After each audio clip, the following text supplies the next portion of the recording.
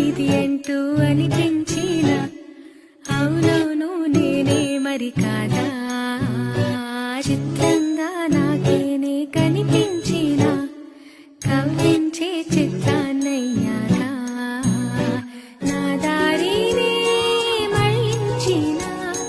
తుళ్ళింతలా వరదలా